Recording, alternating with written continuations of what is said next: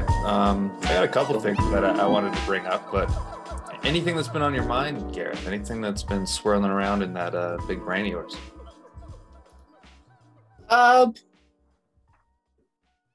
Well, we're referring to sort of midline as well. I guess we were going to chat about that a bit, but I've noticed now, not probably in the last 3 months, a lot more professions, so like osteos and physios, and even if you just look at social media, everyone have, I don't know, I'm sure you two have noticed this, everyone is starting to bleach in the neurology outlook, and all of a sudden I have seen hundreds of hack your vagus nerve programs and all of this stuff. Yeah. And it's all just suddenly come out of nowhere, hasn't it? Yeah. It's like they finally realized, but it's not related to what we do. It's like this own separate. I've seen some poor quality versions of it where there's some people who are just doing some like visual exercise and they're like staring at something that's like, there's not a whole task involved, but they're using their eyes. Yeah. They're killing that part. Yeah, and I've seen a program where there's a woman just going like this, and it's meant to be all cerebellum drills, and I'm like, you're just dancing, love. Yeah. You know. But yeah, I don't know, but yeah, that's been my main thing that I've actually in the last 3 months that I've seen really sort of spring up out of nowhere. And then there's lots of there's lots of them more legit. Well, when I say legit, people with a bigger audience, program makers and stuff that are now they're starting to use the word inputs a lot, and it's starting to bleed in. And I've noticed a lot more people that come to see me in person being the likes of osteopaths and stuff like that as well.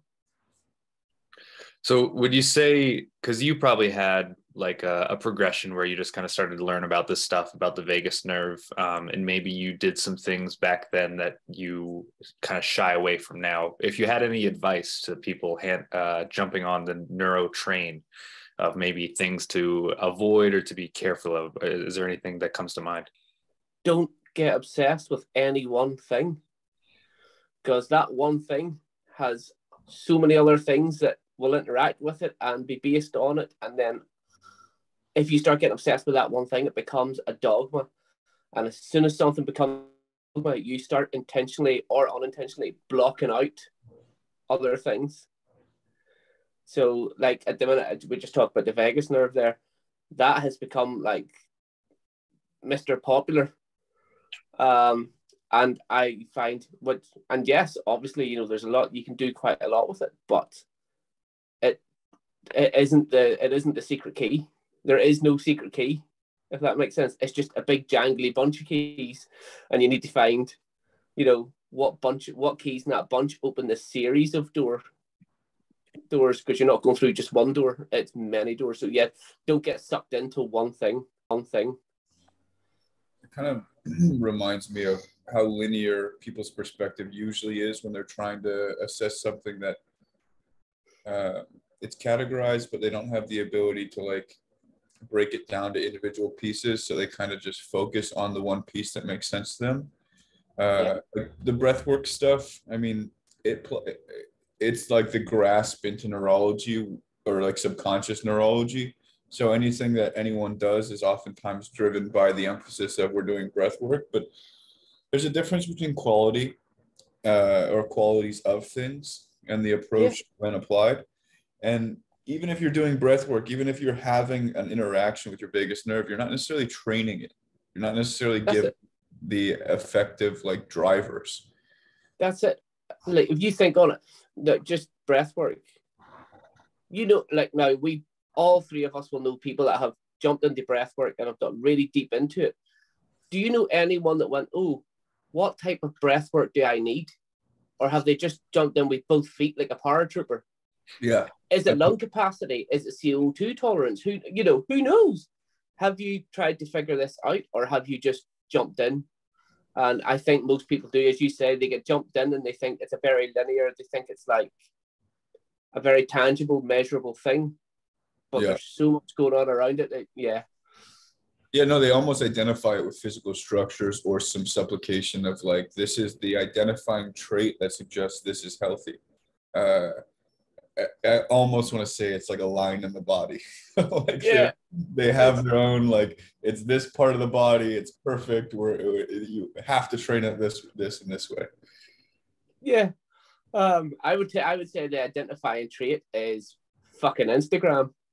That's that's what it would be. Yeah. There's my first swear of the day. There we go.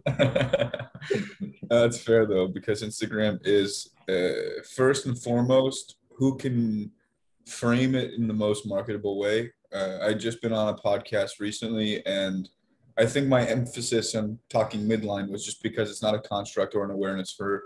I mean, it took me a while to understand what it was. It was after, because I'd not gone through Z Health and I'd not been exposed to like the specific intricacies of what part of the brain connects to this, what parts of the brain are active during this activity. So for me, it wasn't really specifically about what part of the brain. It was like at what state is the nervous system. Like it was more of a sensory development, because that was my experience, and I wasn't trying to like clinically assess something that I'd not been clinically trained in. I was trying to use my relevant whatever. And yeah, it brought to mind that most people don't think in terms of, or sorry, they don't feel in terms of their body. They think in terms of the feeling of their body, or they try to associate the meaning and then try to compartment how the meaning plays into greater things. And that's really why I want to talk midline, because as you know, it's not quite as cut and paste where we're like outside and inside and they're separate. Yeah. I find what you say is really interesting, because clinically, what is midline? You know? Yeah. Every patient I've ever worked with, I would probably tell me midline was something different. It's different for every single person. Yeah. And that took me ages to understand. As I just clicked one day, I was like, oh. Yeah. Yeah, everything is totally different for every single person. Reality is totally different for every single bloody person. So, you know, it makes sense. It's a way to just try and encompass an overall sort of like a standardized way of talking about things. But yeah, that was one of the biggest realizations for me, because then for ages I was going, no, but you know, you need to think of this, and then people go, why? I was like, oh right, okay, actually, yeah, why? Yeah. What is your best definition, or how do you personally define midline? So I would probably, well, there's two parts to it. I would say midline generally is anything central nervous system. So you're looking, you know, spine, you know, like it goes up brainstem, brain, all of that kind of area, alongside anything that links directly into, like that innervates directly into the spine. So any kind of nerves, like you've got your vagus nerve and any nerves that come off that. So you're looking like pelvis as well, rib cage, all of that I would count as midline. Peripheral, you start going arms and legs. That's not midline to me, really. Right. They're propulsion systems. They're interactive systems. I'm doing all these hands, like all these gestures down here, and you can't even see it. But like they are the things that you interact with in the world. Midline to me, at the base level, is the things that evolved first, like the most integral parts to you. So, you know, like spine, tongue, and jaw. And then anything that innervates, like, is actually attached in some way, whether through nerves or any sort of ligament attachment. Anything that's attached in and around those would sort of be covered by midline. So like kind of trunk, torso at the simplest way. The way that I've given some description to it, because I think that it does bring some tangibility to the structure, because in the way you say it, I mean, anything that plays into something that is innervated in such a way will have that quality of innervation. So like if it is attached to midline, then it's going to be something that reinforces midline behavior. The reason why I have a definition for it, or like I guess a more specific environment for it, is just because of how we develop. Like we develop from butt to mouth. We develop the tube that is deuterosome. and then the spinal cord developed from that tube, and then so on and so forth. Our nervous system expanded from there on out. And my thinking is that in order for us to drive parasympathetics, we do have to have a significant conscious threshold for sympathetics. That it can't just be like we're really, really calm and then all of a sudden stress comes in and we're just still calm. You still have to have some threshold for this is stressing me out, or I'm handling the stress and it's not something that's like overwhelming me.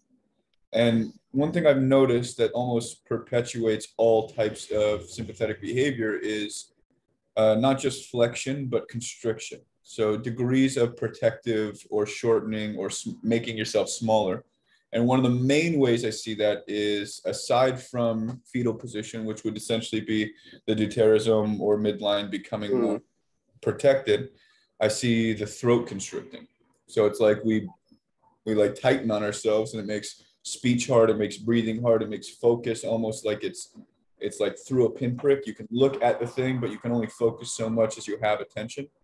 And at the end of the day, I've realized that that is interoception, or that is the framework of in-seeing as well. So like most of us are extrinsically visual. We like do a very good job of seeing the world, or we develop a very large relationship with the parts of our body we can see, less so with the parts of the body we can't. And I've noticed that in taking my eyes away from the thing, it allows for me to become parasympathetic, or at least allowant for some focus or sympathetics to depreciate. And when we take a breath, the third eye or chakras, I perceive the breath as being the thing that in-sees, or being the thing that creates that visual perspective without actually seeing. So when we take a breath, we're essentially lighting up the midline, and being that it's so important to the brain, it's like a visceral experience to see inside the body that way. And so we're seeing through the breath. That makes loads of sense. Do you remember those little games? more analogies. Do you remember those little games as a kid, and you would be walking, like you're looking down on top of the platform, say like it's a haunted house, and you're walking along the corridor with a torch, and as you walked in, the torch would light up the corridor, and you go in their room and it would light that up? That's like the breath. Yeah. Because when you breathe, actually you could almost say midline is when you breathe in, if it moves, it's midline. Do you know what I mean? If it moves during breath. Yeah. Yeah. Because it is bringing all of that to life. That's giving feedback the whole time. Yeah. Like people don't, you're right, people don't feel their backs. Now, it takes a lot of, takes a lot of work when you're training to actually, kind of feel where you are in space, and to feel your relationship and the pressure of everything. Yeah. Like the chair I'm sitting on, or the t-shirt you're wearing, or people don't, as standard, have that at all. Right. I think even like the airway, like people can kind of skip, like especially if they've done like a lot of belly breathing or whatever, they'll get a relationship, or they'll put the torch very hard on that one area and just like completely miss the pathway, how it got there. I think that's common, and that's why sometimes I'll have people slow down, and like Oxygen Advantage does stuff like this, where it's like really feel the temperature coming in, feel how it kind of expands out and towards the ears, and just feel this space first, even before you get to the rest of it. Otherwise you won't have an idea of where that is coming from, or how it can help supplement or further engorge what's down below it. Oh, totally. The nasal cavity, like in landmass, I can't remember what they're called, but the wee ridgy, bumpy bits all in your nasal cavity. Yeah. So it's covered in those. The actual landmass there, in comparison to your mouth, is massive. Your nasal cavity is huge. There's a reason for that. There's a reason why you're supposed to breathe up there and it shoots down. This is almost like, you ever see the college kids shooting beer? They put a hole in it and they'll open it. That's what it's supposed to be like when you breathe. This is where the air goes, and it goes down. Yeah. This is only for putting food in, ideally. Yeah. Or panic.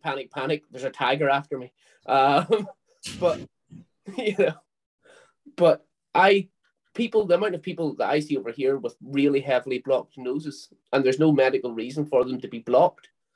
It's that they just haven't used them for years.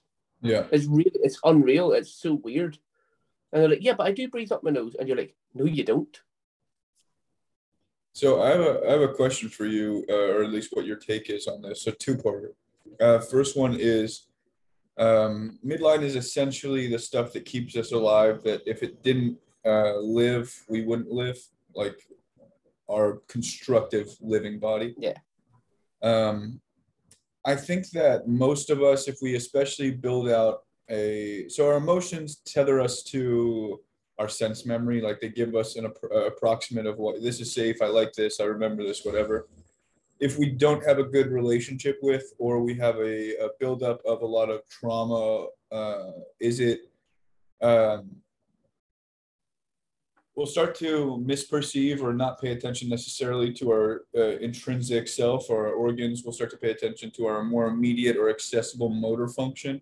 That is like how we can actionably create tensions or create mechanical emphasis without paying attention to or affecting our organs in that same respect. Do you think that it's possible that I've developed a system that tethers us to like bringing back a foundational posture or an attention to posture, and it tethers around midline? I find that most people, if they don't have midline, they go to extremity and they start to go to homunculus. So you start to see fixtures of tension that live in their face, live in their hands, their feet. And then I start to see that the midline starts to collapse on itself, like it's being physically protected by the periphery. And so there's degrees of this, there's degrees of like the lumbar extending farther back or tucking more underneath. And then the biggest thing that I see is this guy right here, the cervical spine starting to ingress toward the throat. I think that when we say extension, people are stuck in extension. I don't see it as extension as much as it is being stuck in midline flexion or being stuck in degrees of that bracing that isn't reflexive. Yeah, I like to call it like I like to call it the shield wall, because like your ribs go, yeah, you know, your pelvis goes whoop. All these big strong muscles here that are super tense on people. Your head comes forward. Why? Because they're going to protect your throat. You know, all of this is happening for protection, and as you say, people will move to the periphery, like their hands and their feet and stuff, because yes, these are all protecting and they're going into that sort of shield wall aspect of it. But it's even safer if things stay at arm's length. So you want as much feedback as you can from the things that can go as far away from you as possible. So that's why they start putting too much emphasis on out there. Because they're keeping themselves and the world away from them, if that makes sense. Totally. And so that this doesn't have to do anything. Yeah, it makes sense. It can just stay there in its protection bubble. You know, and you'll know yourself from whenever people start trying to open this up, like, and they start moving away from it, some people have like a really horrible experience. Oh yeah. Like, it's not cool. No, panic to the 10th. Yeah. Oh yeah. Like full on panic attacks, full everything. Yeah. Yeah, it's panic, but it's not self-aware panic. So it's like you have to therapize like a child, and not in the way that a child doesn't fix it for themselves, but the self-awareness factor. Like you have to ingratiate teaching them to be okay or patient with themselves in a way that they haven't participated in before. And it's unusual. Oh, totally.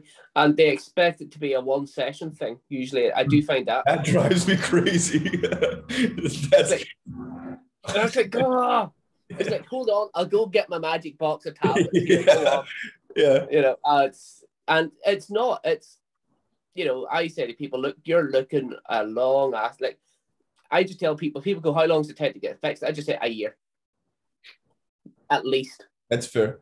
Yeah. You know, I just go, and they went, why now? It's just an arbitrary number. I'm telling you 12 months because you want to hear a time frame. Yeah. And I'm not going to give you 6 weeks or any of that crap. I'm going to be honest, it's going to be at least a year. And that's the notion that people get, people, I suppose, look for the same level of not serious that they are willing to provide themselves. Like, if you haven't the relationship with your body, it's very easy to find someone else that doesn't have the relationship with their body. And then you find a plethora of people that are teaching.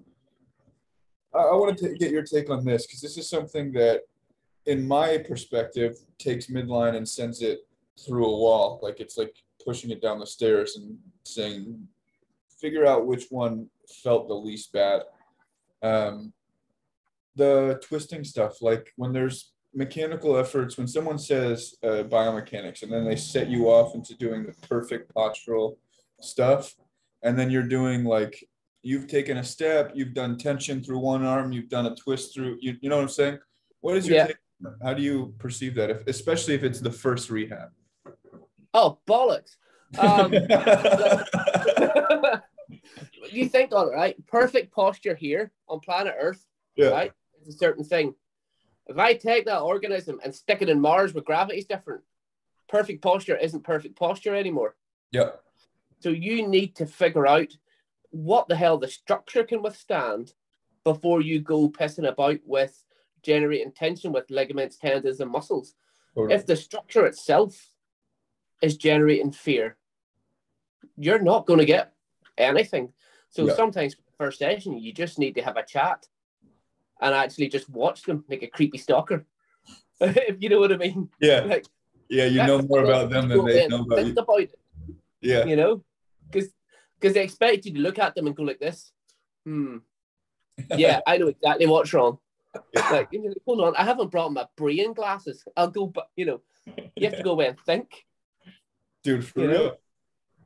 So yeah, a lot of people with the first session, I'm like, look, trust me, just walk around the place for a while, maybe throwing cats. Sometimes I play letter ball with them, but really gently, or sometimes I'll get them to write their name, or we'll just play X's and O's, or, we'll do some visual tests, or, depending on what's going on.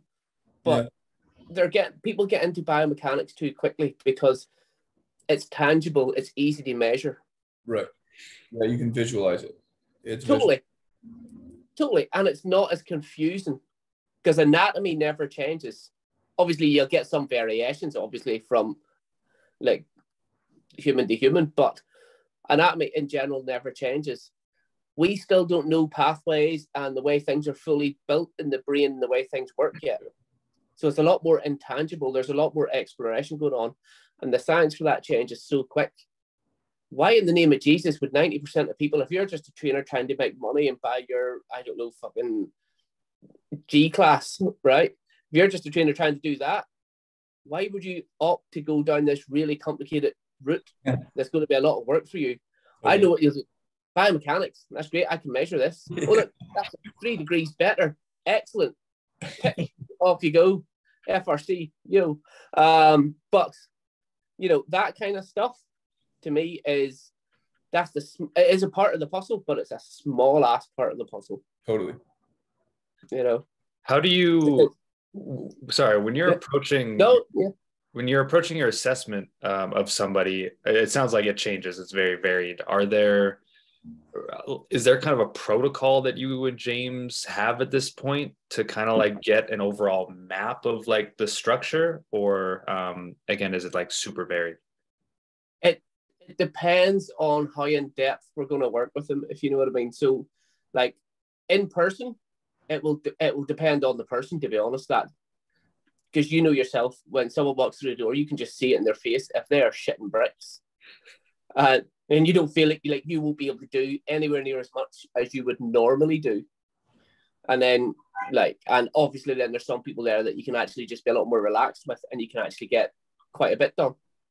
Whereas if it's the online stuff, we do have a very regimented process to go through because that will only give us so much. And then what we do is have a familiarization week where we think it's this. So we give them exercises to target that.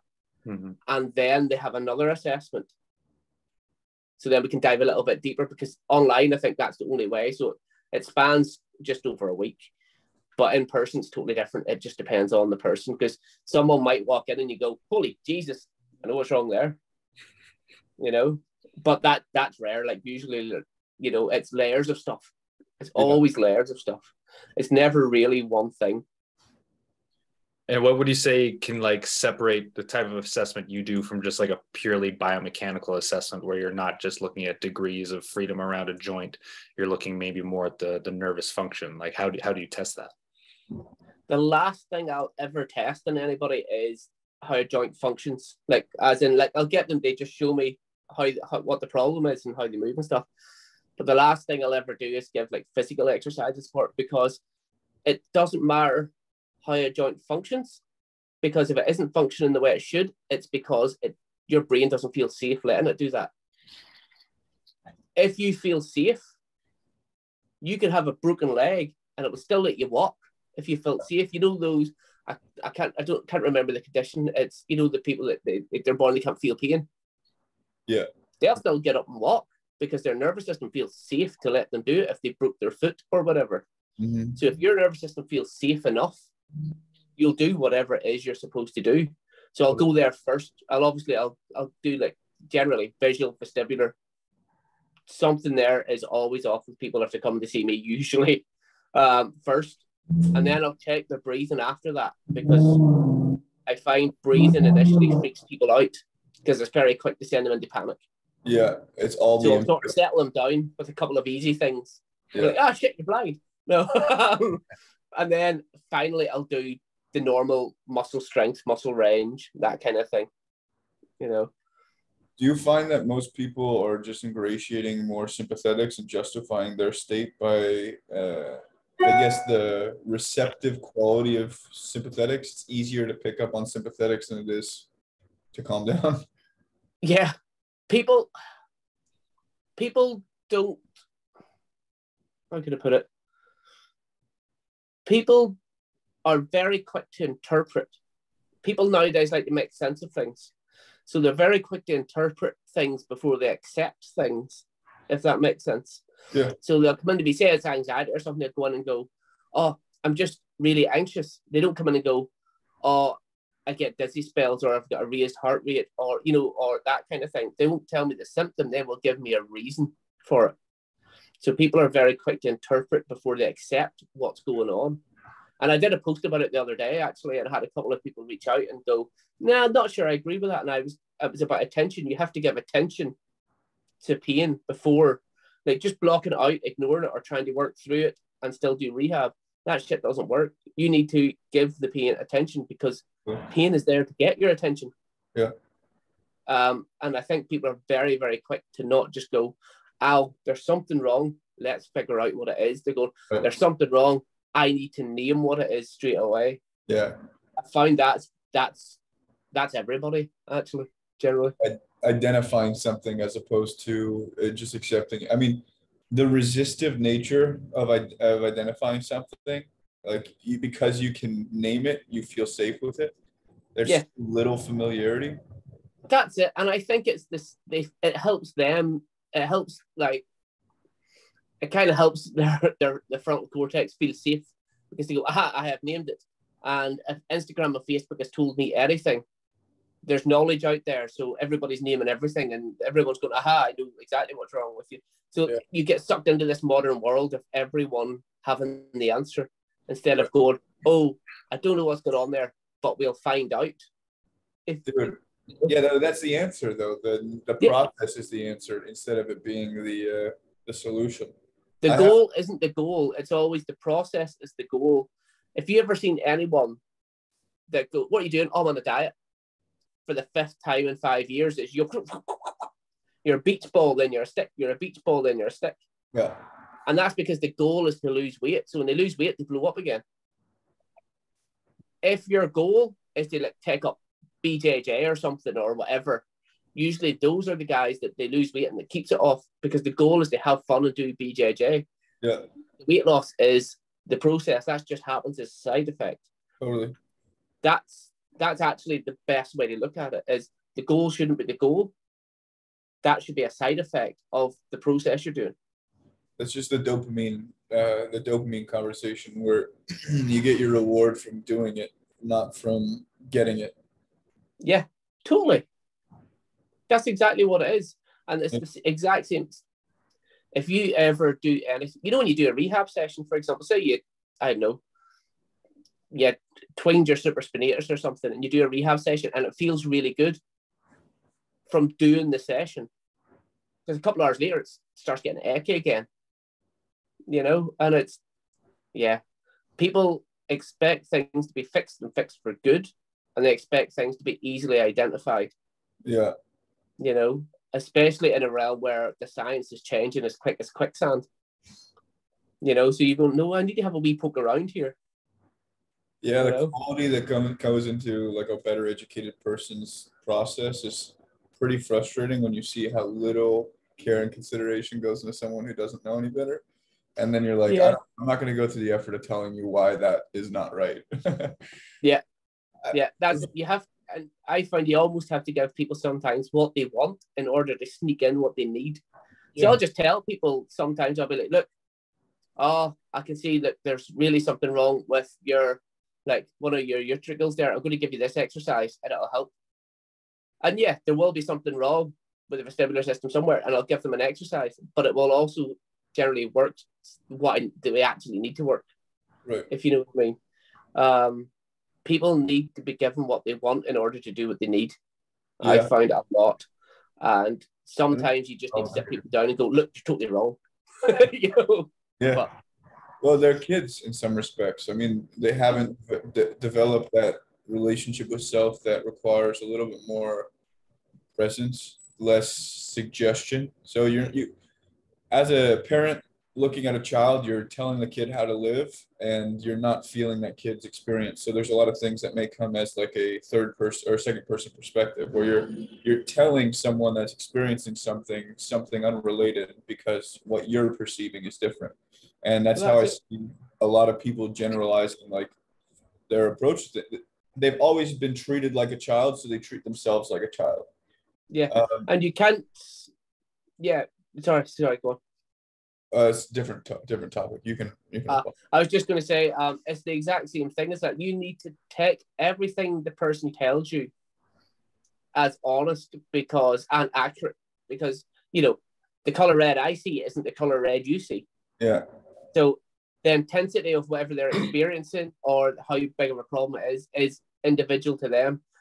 So again, you need to give them what they need, as from what you can discern it is.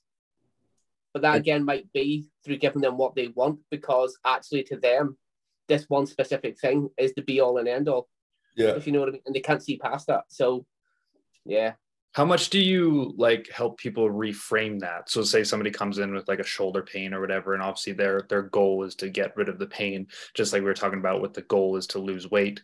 Are you kind of conscious about shifting their framework towards, like, instead of just thinking about let's get out of pain, let's restore your ability to do a certain task? Like, do you find yourself kind of playing with their mind state a bit? I kind of let it just happen itself, because it always happens itself. See, once you start, like, there was one guy, he was like, look, I'm really skeptical about this, you know, and he's like, I'm going to commit and I'm going to do it, but I don't believe in it. And then he's like, holy Jesus, why don't we do this for everything? You know, and it was like 12 weeks later, it was one of the little case study things we were doing, and he was like, my God, why this is so obvious. And it does kind of happen when it starts working.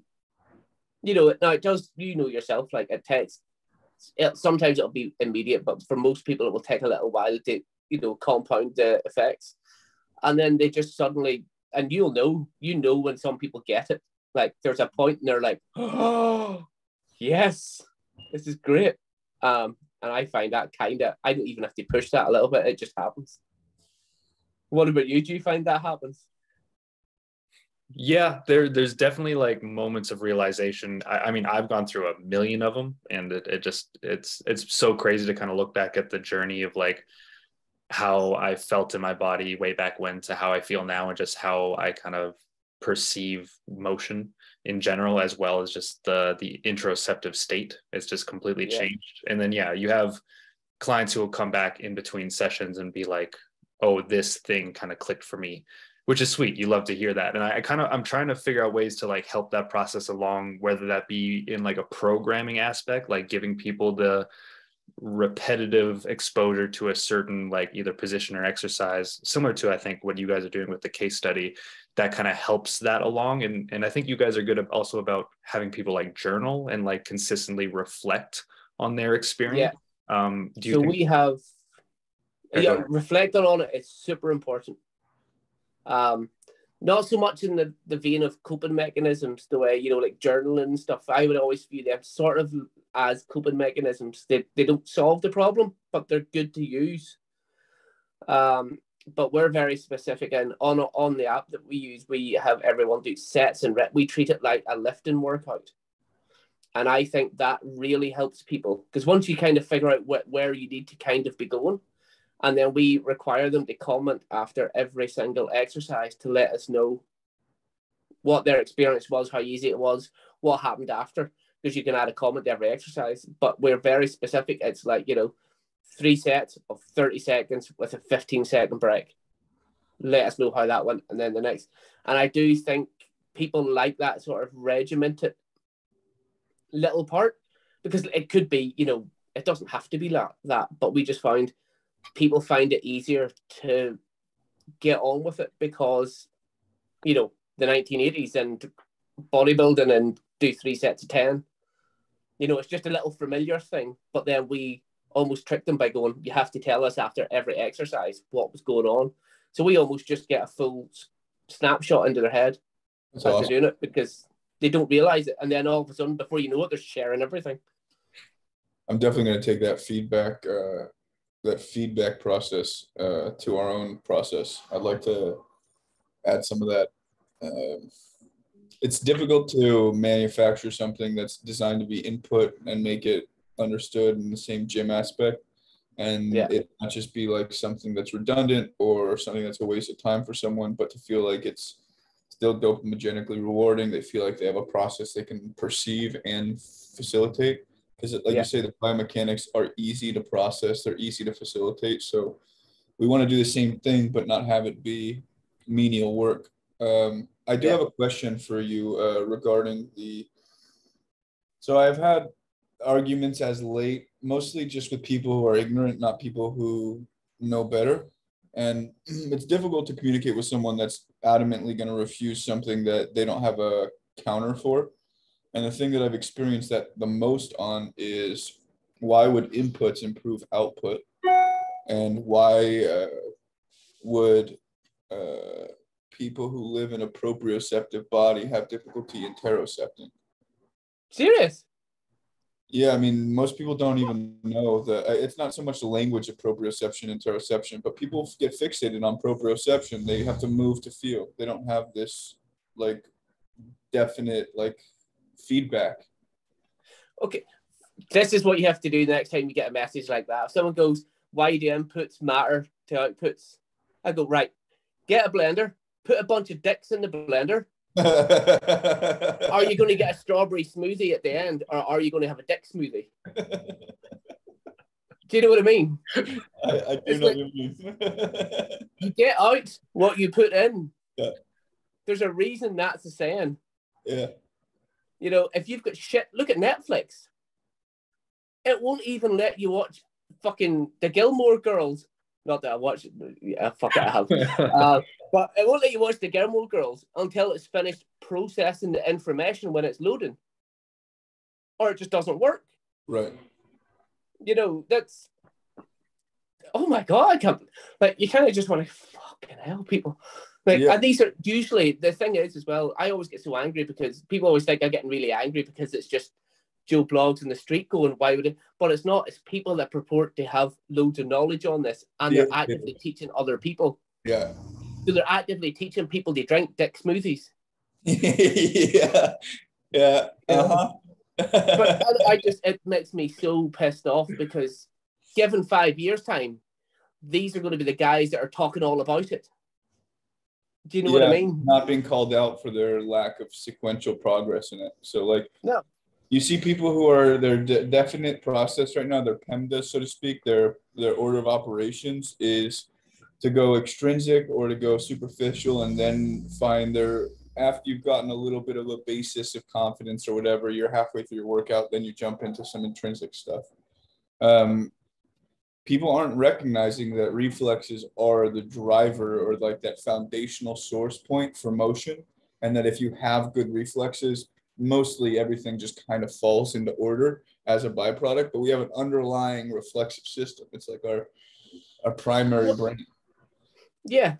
So if your reflexes are working the way they should, the way they've evolved to work, they should use very little fuel to allow loads of fuel left for you to go, yes, I want to go and do this, or I want to jump off that rock, or whatever. That should use very, yeah, exactly.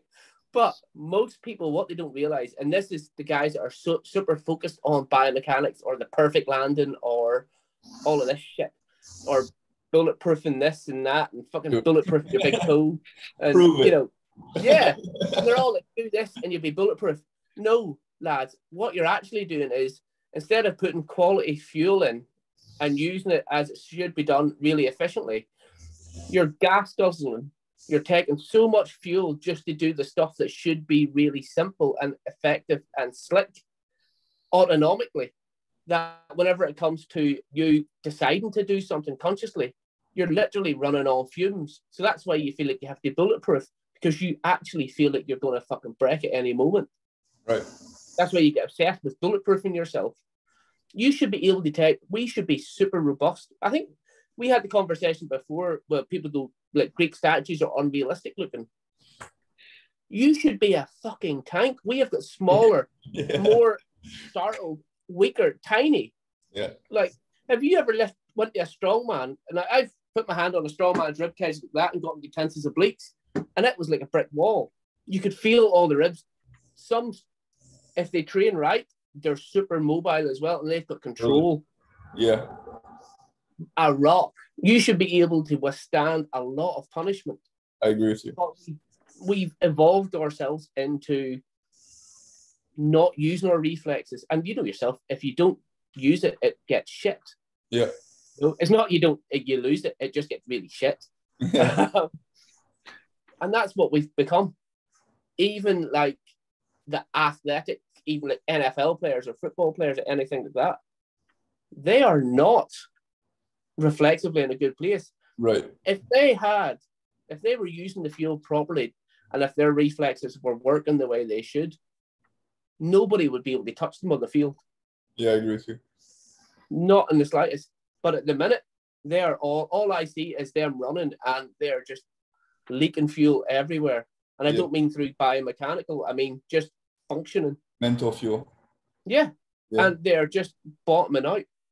Yeah, I think that's probably the head injuries. That's probably all the concussive force, and then like trying to use their body in a non-prepared way or a threatened way all the time, and never regarding the threat, never coming to terms with it. And so it's always this definite, like, there's a disassociation or dissonance between how they feel and what they prepare themselves to do. Yeah. So, and this is going to go off on a bit of a tangent, just when we're talking about threat. So, like, if you're playing football, like, or rugby or whatever, a contact sport, and you're messing around and you're playing, and all of a sudden you can see a tackle coming, and it doesn't slow down, it just hits you at speed. If you're out, say, on your motorbike, because this happened to me before, and you get hit, and I'm going through the air, like, like Superman, like stuntman jump, everything slows down. Oh, yeah. Because it's not threat. You're just processing faster. Yeah. Your brain has went, fuck this, lads. Everybody on board now. Yeah. And I do think your perception of time, it slows down enough so that you can try and figure out the best thing to do. Totally. And there's no time for any of that kind of, like, the fear, the tiredness, or anything. And that's you using fuel properly. Mm-hmm. When things happen out of nowhere or at full speed, that's your brain letting them happen, because it cannot adapt, and it can't process the information quick enough. Yeah. I had the same experience when I crashed on the road, or like a bike fall, and it was the one point where I was like, I know almost every detail of the experience, just because your peripersonal space, everything just goes. Yeah. It's like, what was that film with? What's his dude's name? Yeah, that's really accurate. Unlimited or Limitless. Okay. He takes this tablet where he uses all his brain parts. But like, it's that kind of thing. Everything you're just aware of a hell of a lot more. Totally. And the thing is, that's where all that crap of, you don't use your brain fully. No, you don't use your fuel properly. Right. Yeah. That's 99.9% of people ever. Yeah, I agree with you. You can see kind of the tonal despair, like the tonal change. Some people don't have a real relationship with what tone means, and it's oftentimes like a sympathetic showing, because it's usually in the hands, it's usually in the feet, and then the core. Like the trunk is hugely toned, but it's not pliable tone. Like if you touch it, you're gonna feel it hard, and that's like if someone is reflexively hard, they're reflexively stiff. Like they don't have the ability to like move or reflex. They have the ability to stay flexed. So Yeah. The base word of reflex is flexion. So people need to understand that it's still a tensile affect, but the it's the byproduct of action. It's a byproduct of stimulus, not the byproduct of thought. Yeah. The goal should be, I use this when I'm seeing any kind of like teenagers or anything. The goal for your body in general, obviously depending on what you do and stuff, but in general, your goal should be to have a body like kinetic putty. You should be able to match any force that is in contact with your body and respond in the best way that dissipates the force. So if it's soft, it goes nice and soft. If it's hard, it solidifies. Right. You know, you should be able to act and react according to whatever force in the environment comes into contact or, you know, interacts with your body in any way. Yeah. That should be the goal, that you can react in any way that it's needed. Yeah, that's what that's what the vestibular system is. Like that's what balance is. That's it. Totally. But you see people and the only reaction they have is to tense. That's not going to end well. No. You know what I mean? I haven't seen it end well yet, actually. You know? When we're talking about just making people more robust in general, like one of the ways that we do that is we just like essentially have people lay down and crush them, just throw weight on them, and just make them handle it. Are there other forms of that you find yourself using with people on a regular basis? I use that quite a lot. I do like to crush people. It's brilliant because pressure is one of the only reason we're standing up like this is because we can generate internal pressure ourselves. Mm-hmm. You know, also I do like rotationally, so anywhere there's bones, the two bones, I like to wrap them around each other.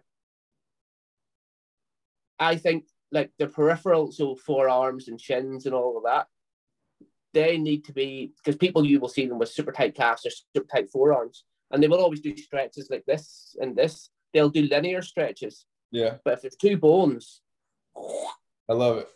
And their mind just goes, holy shit. Right. Both ways, both directions. Because anything with one bone, linear stretch it. And I mean linear in all different directions. But anything with two bones, twist the shit out of it. Yeah. And it freaks people out because a lot of the times their wrists and ankles haven't had that kind of torque in a long time, and their knees. In it. So the way that we articulate it is they're stuck in their radial nerve usually, or their inside line, because it's the most midline supportive, and that's, like you say, everyone's midline is different.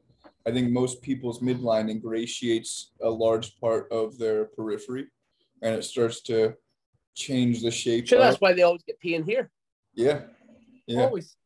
And when we get people to do the rotational stuff, we're essentially inhibiting or giving some measure of perturbation to that fixed like claw. And the thing that I've experienced most people,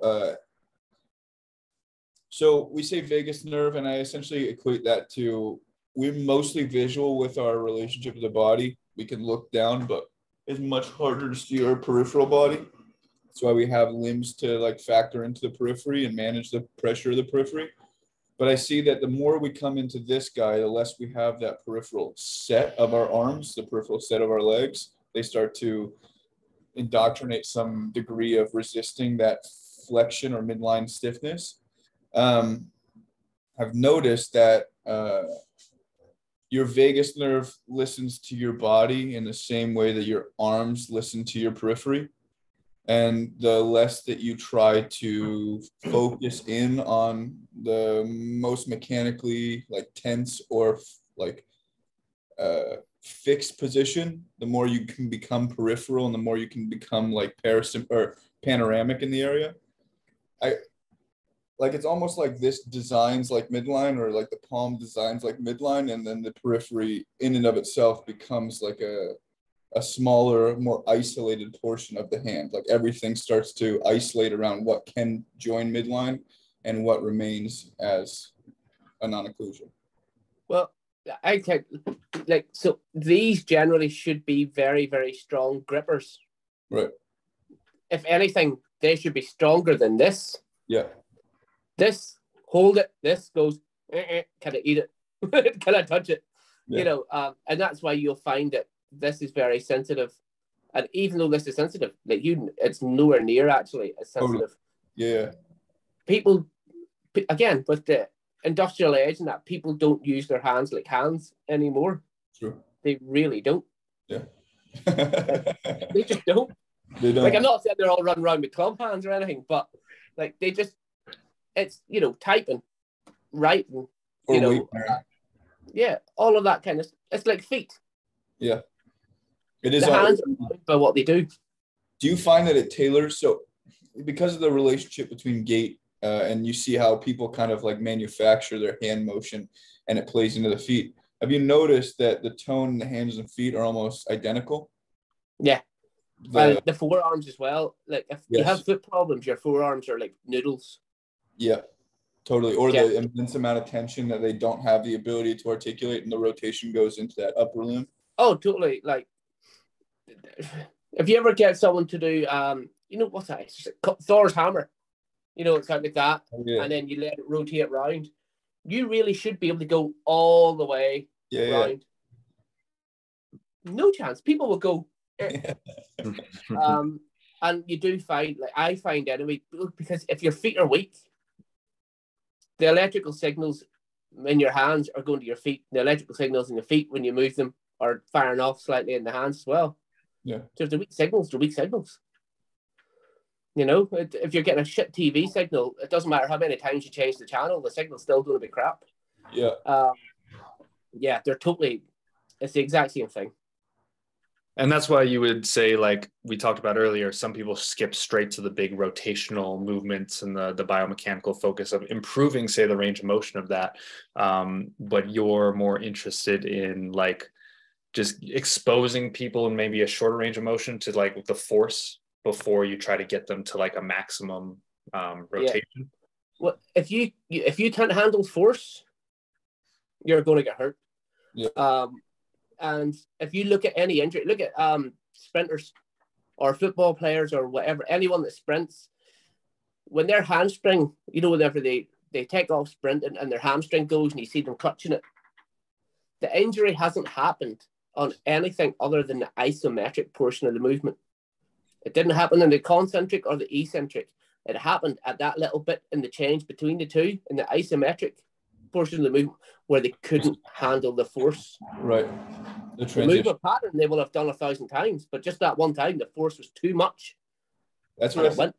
A lot of that twisting offloads, like because you can't decelerate or because you can't accelerate through that transition, because you're taking a lot of that kinetic and putting it into the motion itself, it kind of absolves. So where people get so focused on them doing it right is the intensity with which the inputs are communicating, and they're not being able to like pattern them down.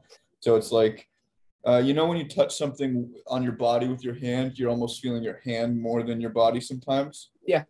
So people are getting so fixated on the thing they can feel, or the thing that like screams thought or feeling, as opposed to the thing they're really paying attention to.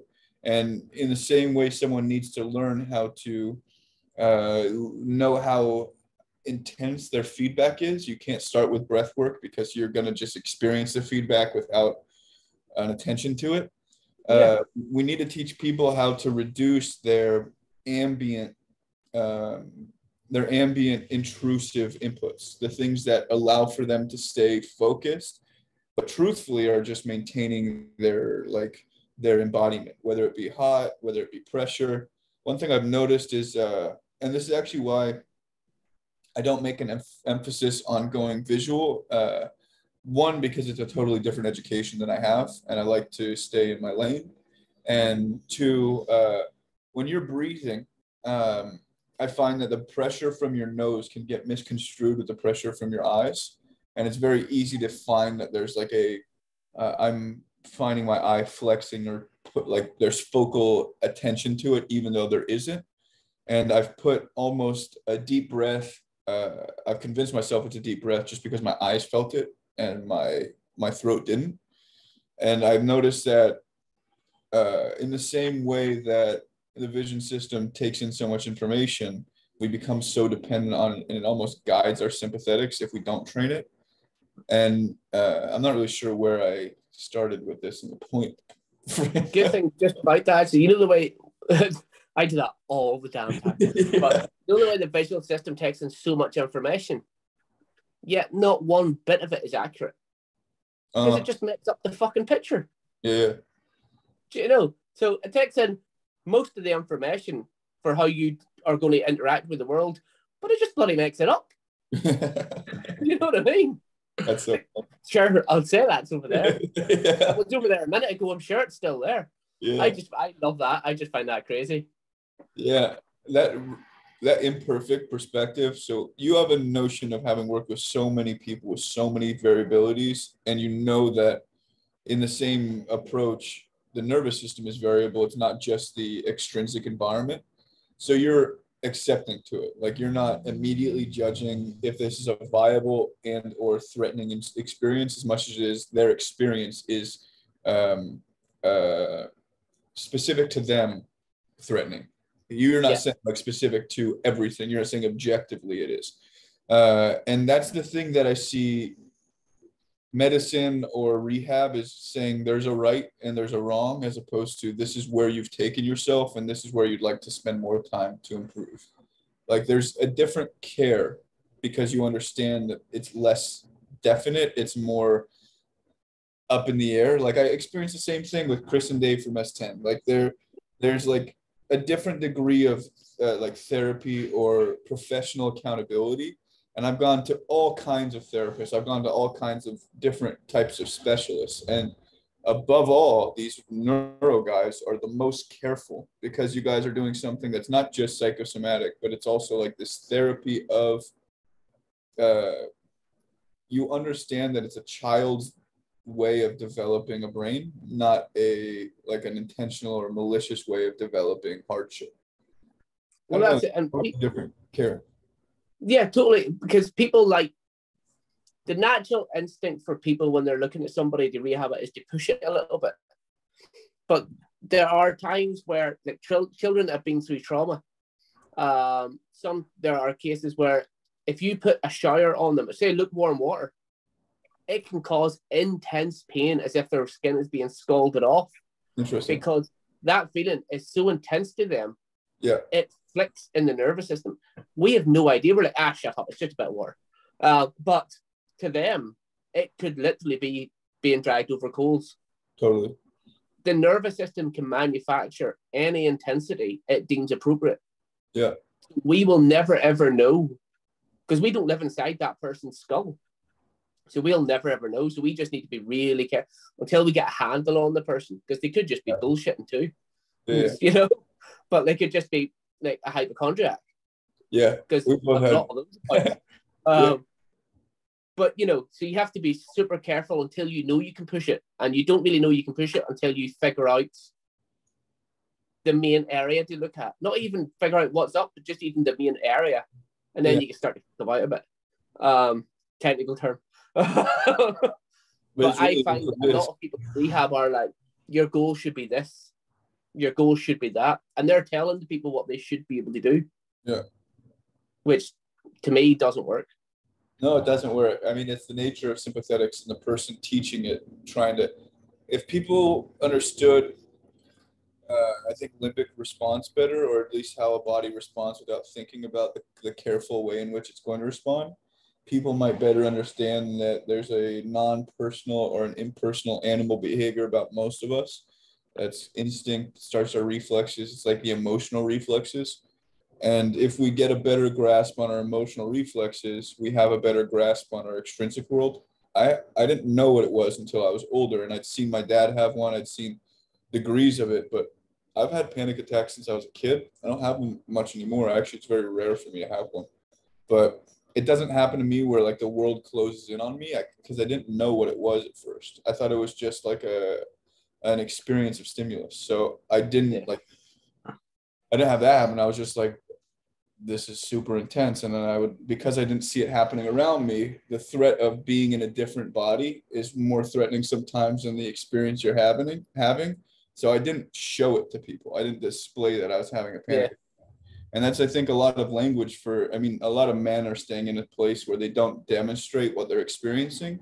So there's like this embodied experience versus a superficial experience. And they do not communicate whatsoever. No, but well, because they don't know how. Yeah. And even at that, they don't really know how to accept things that they're feeling, if that makes sense. So they feel something, but they don't even know what the hell it is. They go, I assume that it's anger, or I assume that it's, I feel like I want to cry, or they assume that it's this. But over the years of growing up, they've shut it all down so quickly anyway. They don't bloody know. Yeah. And even they've got horny or hungry. And even the action of like trying to put words to it or thought to it to like make it make sense might actually prevent them from the feeling itself. Like Nathan, one of the books you recommend is Letting Go by David Hawkins that I read recently. And the big takeaway from that was just like, whatever the feeling is, just go into that. Like whatever thoughts pop up or surrounding that feeling, just ignore them. Just focus solely on the feeling, let it get kind of intense and let it sort itself out. And it was weird, like reading that book, I would think back to like all these like past events that like would come up, and I'd just like kind of reprocess them a little bit. And he states in the book that like once you've kind of done that, those events tend not to come up, and you might have just opened up like a space in your body for like more processing now. Yeah, that's awesome. I think you can never process something once and be done with it. It's not possible. Yeah. It will always come back, but it will come back less or better, or easier to manage or more identifiable. And it comes back actually around to what I was saying about you have to give things attention without, interpreting it and saying what it is or trying to manage it or control it. Give it the attention that it deserves, not getting obsessed with it or not going to, because too much of anything's dangerous. But if you don't acknowledge it, and that doesn't mean, like, as I say, trying to name it, it's just, it is there. Yeah. And I do, and it's the same with rehab. If people were a lot more comfortable saying, I don't know, but we'll find out. Yeah. See all these guys that are going around preaching all this bollocks, to put it nicely. If they actually just, half of them would become brilliant rehab coaches if they just turn around and went, I don't know, at the start. Yeah. Dude. Do you know what I mean? Yeah. Because there's nothing intrinsically wrong with what they're doing, but they're just trying to give themselves the cross as if they know all the answers. Yeah. I've sold a number of clients in that I don't know what it is. I feel confident because we found these kinds of whatever in our first session. We can work on it, but I don't know what it is. And we're going to work on it. Like that's a pre-starter for a lot of it, because if you know what it is definitively, it suggests that you're able to handle it way sooner than you have to give some perspective on how you're orchestrating their perspective of how competent you are. Yeah, totally. I always find another thing as well. Always people will sometimes go to me, Jesus, you're really expensive. And I'm like, how much have you spent going to the physio or the chiro for the last 10 years? Yeah. And when I find out what it is, we will fix it. Yeah. So, yeah. Like, I'm going to fix it eventually. Yeah. And it's that thing. I think it's probably the same for you guys, that, and I find it really weird. This is more of the business side of it as well, actually. I had to go from being a commodity, as in being priced similar to everybody else around me, to being more value. Yeah. So I can charge whatever bloody. We have a thing where one of the things, now it's very rarely that somebody will take this on, but it's $4,000 a month until it's fixed. Because that's all. you know what I mean? Is that it's the value. Nobody else is giving the value anywhere near us. Yeah. So money is different for everyone. So if it makes sense, then it makes sense. that's it. But then also for the people that can't afford it, we have like a really cheap one where it's on demand, so you can go in yourself and pick the workout you want to do to work on certain things. But you don't get any in-depth help. The really expensive one, we almost fucking move in with them almost. But you know, but that's it. You're going from commodity to, you know, where people think it's I should get this in this time frame to, oh shit, this will change my life. Yeah, for real. I mean, that's probably one of the best rehab options, I mean, that I've heard of. If you think about all the things that people offer, like this is the functional approach to your next body, paying you guys $4,000 and having a new life would probably be the better move. It kind of works, like. And then if they do it for a year, actually, if anybody works with us for a year and they're not fixed, we'll work with them for free until they are. That's awesome. Because we think after a year, you've paid your fucking dues. You should just, you know what I mean? Yeah. And the amount of people that turn around and go, oh, I thought it was a scam to start with, but then actually no, that's maybe, and it actually helps them get a bit more into the process then, if that makes sense. I agree with you. It looks like we're coming up on end of the time frame. I'm not sure how you're doing. Yeah, I'm easy. I'm good. I have to go tomorrow to a football match. Now, I've never been to a live football match in my life. No? Wow. No. How's that possible? I don't know. Like, I was always into stuff like Gaelic and hurling and like those kind of sports. But yeah, I've never watched actual football or soccer matches before because to me it's 90 minutes. I'm like, I freeze my balls off. Like, you got to get a beer or something to warm yourself up. Well, the game starts at 4:15, and I think we're meeting in a pub at 1. So by the time it comes to the football match, I should be blocked. Plenty warm. Plenty warm. Love to do. I don't even drink though. I hardly drink anymore. Yeah. I just don't like it anymore. So, well, it'll be interesting. I think it's something good to do every so often, but I've noticed that I don't recover very well from it, and I'm not. Actually, just before we go, that's a good thing to chat about. Do you find that the more sort of in tune with yourself, but it's not, the more you actually function properly, putting stuff like alcohol or any of that kind of toxin in, it whacks your system out. It takes you a little while to get back to yourself. Yeah. Because rather than, a couple of hours the next day, maybe, it actually takes me maybe 3 days to actually feel in control of everything again. Yeah, I think it's a stimulus tolerance. I think that when we're otherwise like ready for the day, we're not muting anything, and then we're like experiencing everything at that threshold. So we have the ability to like down regulate because we're used to it to a degree, and so we can like proceed. But then when we make our inputs that much heavier or that much less accessible, we're biomechanicking our rehab. Yeah. And I'm glad it's not just me, because Jesus, I wake up and go, Jesus, am I just like am I bottoming out so much that I'm stressing other systems? Yeah. And I'm like, Jesus, am I just like, and I'm like, it's only after like 3 glasses of wine, I'm still feeling like shit. Oh yeah. It's like a beer for me. It's maybe a beer and a half, and then I'm slow in the brain. Yeah. That's good. That's good. It's not just me. I thought because I hit 40, I was like, shit, that's just me now. I have no excuse, dude. I've been hungover since the first drink I have, Yeah. Some people just get like used to that state though. Some people are probably like, I don't know if coffee has a similar sort of effect where there is almost like a form of a hangover, but everyone just like kind of hair of the dogs it every day. Yeah. So, that is true. But that's a stimulant I'm okay with. Yeah. I don't think it's a thyroid effect. I think it's that your thyroid isn't impacted negatively with the coffee in the same way, that you probably have the opposite effect of the coffee. Yeah. I find it's a great one though, tea. English breakfast tea. I love the little fact that it has the same amount of caffeine as coffee. It just gets released a lot slower. So if you drink too much coffee and you get the shakes, either eat a banana or drink a cup of tea. Interesting. Oh, it dilutes the uptake, even if it's adding more caffeine, you're still gonna. It just tapers you off. Yeah. Wow, that's cool. I didn't know that. Okay.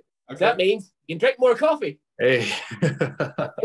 Yeah, Practical tips. Neuro guys love coffee, dude. It's like a lifeblood. I've got too many because I have a coffee machine right in the next room. It's always ticking on. And then I go, everyone that comes in, I'm like, at the end of it, I'm like, do you need a coffee? Do you want a sugary coffee or something? So I make myself one. Yeah, you're just justifying your own. Yeah. At the end of the day, I'm like 12 cups in. Dude, that sounds like Chris. Chris would do the same exact thing. Just the whole day. Well, I mean, you're spending your whole day not only using mental energy for you, but for everyone else. Yeah. That's a lot. It's rough, like, but I love it.